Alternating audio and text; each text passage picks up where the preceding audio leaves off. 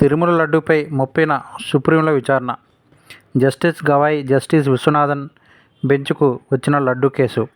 ప్రపంచవ్యాప్తంగా కలకలం రేపిన తిరుమల లడ్డూ వివాదంపై దేశ సర్వోన్నత న్యాయస్థానం నిర్ధారణ చేపట్టనుంది. లడ్డూలలో కల్తీ జరిగిందని ముఖ్యమంత్రి చంద్రబాబు వ్యాఖ్యలు చేయడంపై యావత్ ప్రజానీకం నివ్వెరపోయింది. ఈ వ్యవహారంలో నిజానిజాలు నిగ్గు తేల్చాలని కోరుతూ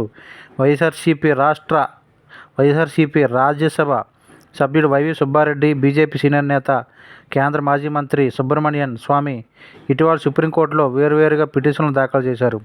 ఈ పిటిషన్లపై ఈ నెల 30న విచారణ ప్రారంభం కానుంది.